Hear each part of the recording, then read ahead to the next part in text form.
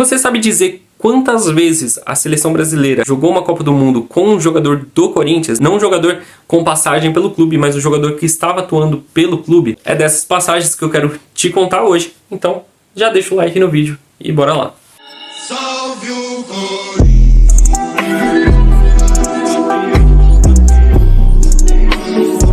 No ano de 1934, seria, provavelmente a primeira vez onde um jogador do Corinthians talvez tivesse a oportunidade de vestir a camisa da seleção brasileira numa Copa do Mundo, Claro que já havia, outros jogadores vestidos antes, mas numa Copa do Mundo poderia ter sido a primeira oportunidade, não fosse uma rixa entre a Federação Paulista e Carioca de futebol naquela época, que fez com que somente jogadores que estivessem atuando no Rio de Janeiro fossem para aquela Copa do Mundo, deixando de fora vários bons jogadores do Corinthians e também de outras equipes aqui de São Paulo. Ficaria então a primeira convocação de jogadores do Corinthians para o ano de 1938, quando foram Lopes e Brandão. Lopes foi o único que efetivamente entrou em campo, atuando em 3 partidas e sendo então o primeiro atleta do Corinthians a atuar numa Copa do Mundo. Feito que só se repetiria lá para o ano de 1950, quando o Baltazar fez 2 jogos pela seleção, marcando em cada um dos 2 jogos um gol, terminando sua participação por ali nos 2 primeiros jogos da seleção, daquela seleção que seria vice-campeã no torneio realizado no Brasil. Apesar, é verdade, da seleção ter outros bons atacantes, é um pouco estranho que um atacante que tenha entrado nos 2 primeiros jogos, tenha marcado gols nos 2 jogos, não tenha entrado mais. E na final contra o Uruguai, o que se fala é que o Brasil passou o jogo inteiro jogando bola na área, que seria uma especialidade exatamente do atacante do Baltazar, que era inclusive o apelidado de cabecinha de ouro pelos muitos gols de cabeça. Ainda assim, ele fica de fora, o Brasil acaba perdendo aquele jogo, no famoso Maracanazo, que a gente não sabia que não seria o pior momento do Brasil em casa naquela época. Em 54, o Corinthians tinha uma verdadeira seleção, e foi até um pouco injusto alguns jogadores não serem convocados. E teria 2 representantes, o goleiro Cabeção, que foi reserva, acabou não atuando, e, novamente, Baltazar, que novamente faria 2 jogos, dessa vez apenas um gol, e não atuaria mais pela seleção. Em 58, o Corinthians teve, então, definitivamente um titular, que foi o goleiro Gilmar, que fez todos os jogos na campanha vitoriosa do primeiro título da seleção, sofrendo apenas 4 gols naquela campanha. Havia também naquela seleção o lateral esquerdo reserva, que era o Oreco, que acabou não jogando, já que ele disputava a vaga com o Newton Santos. Sem nenhum corintiano em 62, a gente só voltaria a ver um jogador do Corinthians atuando pela seleção em Copas do Mundo no ano de 66, quando Garrincha estava jogando pelo Corinthians. Que o Brasil não foi tão bem, mas Garrincha, que fez apenas 2 jogos, chegou a marcar um gol. Em 1970, o Corinthians voltaria a mandar então 2 representantes para a seleção. O goleiro reserva Ado, que não chegou a entrar em campo, mas também mandou um jogador que foi um dos pilares daquela seleção tricampeão do mundo, que foi ninguém mais, ninguém menos que Rivelino, que atuou em 5 jogos e marcou 3 gols naquela seleção que marcou história.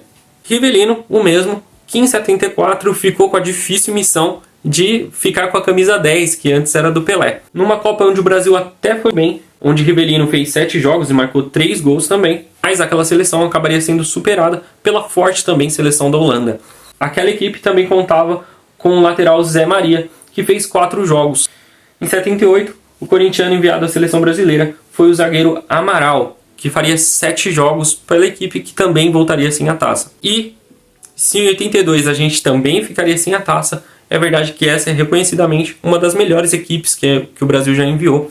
E o representante corintiano em 82 era ninguém menos que o Dr. Sócrates, que nos 5 jogos que fez pela seleção naquele torneio, marcou 2 gols. Já em 86, o Corinthians enviaria aquele que seria o maior número, que enviou até hoje, de jogadores numa Copa do Mundo para a seleção, enviando 3 jogadores, sendo eles o goleiro Carlos, que era o goleiro titular, e em 5 jogos sofreu apenas um gol, o lateral Edson, que atuou em 2 oportunidades, e o centroavante Casagrande, que fez 3 jogos, mas não chegou a marcar gols. A seleção também passou nesse período, por um certo jejum de títulos de Copa do Mundo, voltando a ser campeã apenas em 94. E naquela seleção havia um corintiano, já que o atacante Viola estava atuando com a camisa do Corinthians na época em que foi convocado. Chega então o ano de 1998 e o Corinthians envia 2 jogadores para a seleção, mas nenhum para a seleção brasileira. Pela primeira vez, o Corinthians enviava para seleções estrangeiras jogadores, sendo eles Gamarra para a seleção paraguaia e o volante Rincón para a seleção colombiana. A seleção colombiana não foi tão bem naquela competição, né?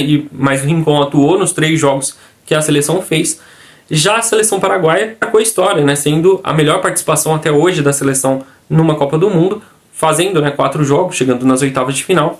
E o Gamarra faria uma participação histórica para um zagueiro, passando os 4 jogos sem fazer nenhuma falta. Inclusive, na sequência, quando ele volta para o Corinthians, ele ainda demora um tempo até voltar a marcar faltas. No ano do Penta, o Corinthians volta a enviar jogadores para a Copa do Mundo, dessa vez sim para a seleção brasileira. Apesar dos 3 serem reservas, alguns chegaram a participar. Não foi o caso do Dida, o goleiro dificilmente teria muitas oportunidades, né, a menos que o goleiro titular se machucasse, mas foi o caso de Vampeta, que fez um jogo, e também do Ricardinho, com 3 jogos. Ricardinho, que novamente com a camisa do Corinthians, voltaria a ser convocado no ano de 2006. A seleção não foi tão bem, mas o Ricardinho chegou a entrar, né, em 2 jogos com a camisa da seleção naquele ano. Mas havia naquela Copa ainda mais 2 corintianos, só que na seleção argentina. Eram eles o volante Mascherano, que fez 5 jogos naquela oportunidade, e o atacante Carlitos Tevez, que em 4 jogos pela seleção marcou um gol naquela Copa do Mundo.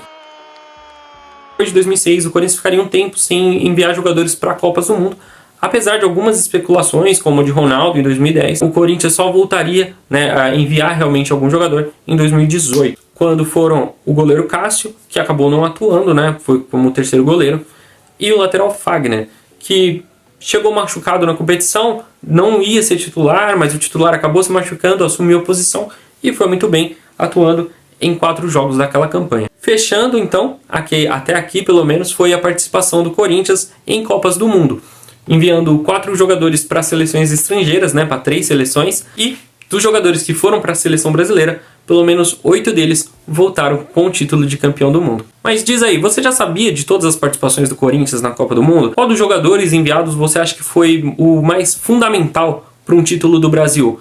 De repente o goleiro Gilmar lá em 58, o Rivelino em 70, ou algum dos outros, né, posteriormente. Deixa aí seu comentário, não esquece de curtir e compartilhar o vídeo, e a gente se vê na próxima.